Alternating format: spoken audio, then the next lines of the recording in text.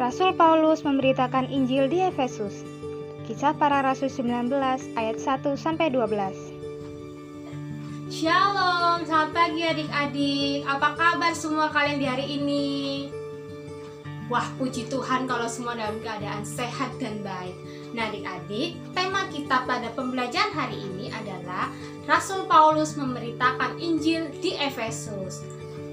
Adik-adik, kita akan memuji Tuhan melalui pujian, baca kitab suci, doa tiap hari. Kita nyanyi sama-sama ya. 1, 2, 3. Baca kitab suci, doa tiap hari, doa tiap hari, doa tiap hari. Baca kitab suci, doa tiap hari kalau mau tumbuh. Kalau mau tumbuh, kalau mau tumbuh, glory haleluya. Baca kitab suci, doa tiap hari kalau mau tumbuh.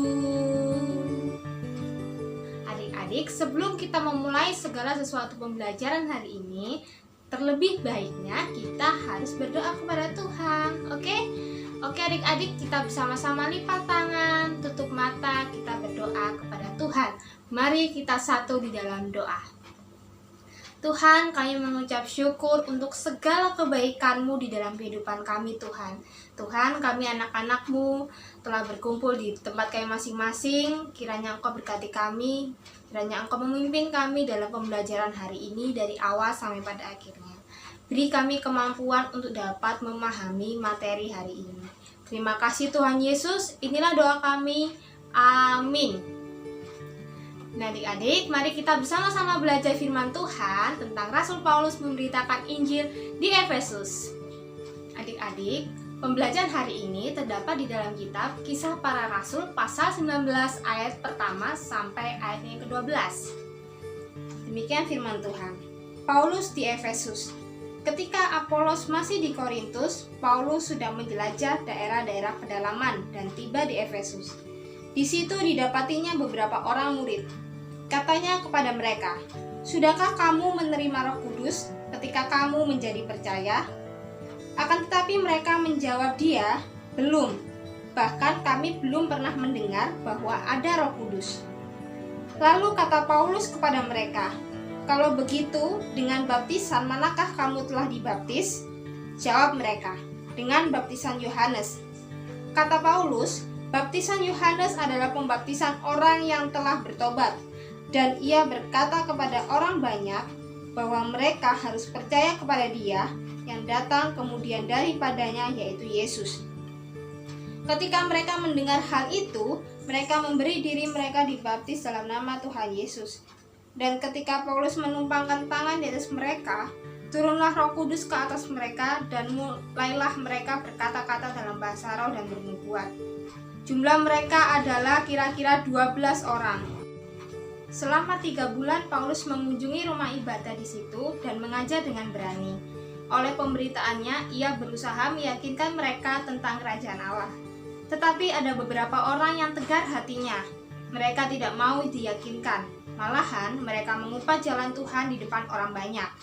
Karena itu, Paulus meninggalkan mereka dan memisahkan murid-muridnya dari mereka. Dan setiap hari berbicara di ruang kuliah Tiranus. Hal ini dilakukannya 2 tahun lamanya, sehingga semua penduduk Asia mendengar firman Tuhan, baik orang Yahudi maupun orang Yunani. Oleh Paulus, Allah mengadakan mujizat-mujizat yang luar biasa, bahkan orang membawa sapu tangan atau kain yang pernah dipakai oleh Paulus dan meletakkannya atas orang-orang sakit, maka lenyaplah penyakit mereka dan keluarlah roh-roh jahat.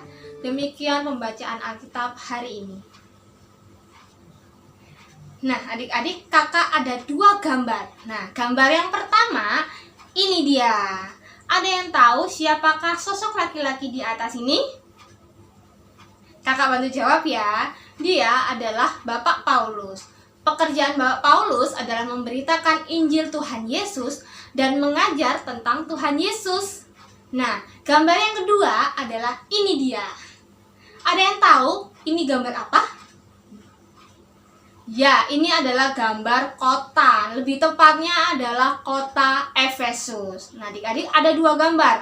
Ada gambar Paulus dan juga ada gambar bangunan kota Efesus. Nah, adik-adik, dari dua gambar ini kita akan belajar tentang Rasul Paulus memberitakan Injil di Efesus.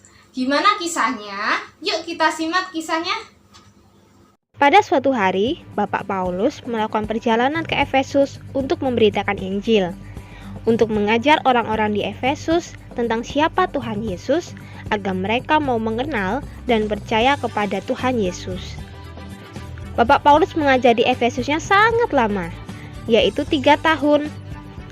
Nah, selama di Efesus, Bapak Paulus rajin mengajar orang banyak di rumah ibadah agar mau mengenal dan percaya kepada Tuhan Yesus. Tapi, tahukah adik-adik bahwa ternyata tidak semua orang suka mendengar pengajaran Bapak Paulus? Karena itu, Bapak Paulus pisahkan orang-orang yang mau mendengar pengajarannya dari mereka, lalu orang-orang yang suka mendengar cerita tentang Tuhan Yesus dari Bapak Paulus diajak pergi belajar di ruang kuliah Tiranus.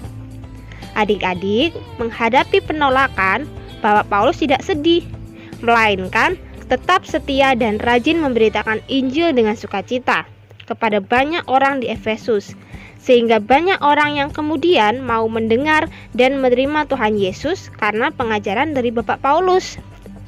Tidak hanya mengajar tentang Tuhan Yesus, tetapi melalui Bapak Paulus, Tuhan juga memperlihatkan mujizat-mujizatnya, sehingga ada saja orang-orang yang kemudian sembuh dari sakitnya. Nah, adik-adik, itulah kisah perjalanan Rasul Paulus pada saat ia memberitakan Injil di Efesus.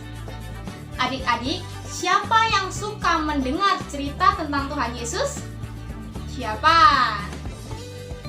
Ya, kita semua pasti suka mendengar cerita tentang Tuhan Yesus. Kira-kira dari manakah adik-adik tahu cerita tentang Tuhan Yesus? Dari mana ya adik-adik tahu cerita tentang Tuhan Yesus? Ya, betul sekali. Kita dapat mengenal Tuhan Yesus. Siapa itu Tuhan Yesus? Itu melalui Alkitab. Adik-adik, melalui cerita hari ini, kakak mau ajak adik-adik untuk berterima kasih kepada Tuhan Yesus. Karena Tuhan Yesus pakai mama, papa, kakak-kakak di sekolah minggu, bahkan guru-guru di sekolah untuk mengenalkan adik-adik kepada Tuhan Yesus. Melalui Alkitab, saat teduh bersama, lalu ada berdoa, baik itu sebelum berangkat sekolah dan lewat banyak hal. Sehingga adik-adik menjadi anak Tuhan yang mengenal dan juga mengasihi Tuhan Yesus. Dan melalui pembelajaran hari ini, kakak mau mengajak adik-adik, kakak mau mengingatkan adik-adik untuk tekun dan rajin membaca Alkitab setiap hari, agar kita semakin mengenal dan semakin dekat dengan Tuhan Yesus. Demikian pembelajaran hari ini. Tuhan Yesus memberkati kita semua. Tugas adik-adik hari ini adalah menyanyikan lagu Baca Kitab Suci Doa Tiap Hari. Tugas dapat dikirim di Kak Vera melalui nomor di bawah ini.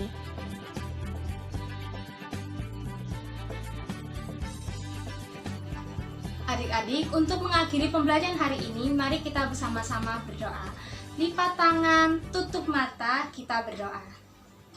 Tuhan Yesus, terima kasih Engkau telah memimpin dan menuntun kami selama pembelajaran ini berlangsung. Tuhan, kiranya pembelajaran firman-Mu pada pagi hari ini mengajarkan kami untuk selalu tekun dan rajin membaca Alkitab agar kami semakin bertumbuh di dalam Engkau, Tuhan Yesus. Tuhan, berkati setiap aktivitas dan kegiatan kami hari lepas hari. Berkati keluarga-keluarga kami, Tuhan, lindungi mereka dimanapun mereka berada. Berkati juga kami masing-masing, Tuhan Yesus. Terima kasih Tuhan Yesus. Inilah doa kami. Amin. Terima kasih adik-adik. Sampai bertemu pada pembelajaran selanjutnya. Tuhan Yesus memberkati kita semua.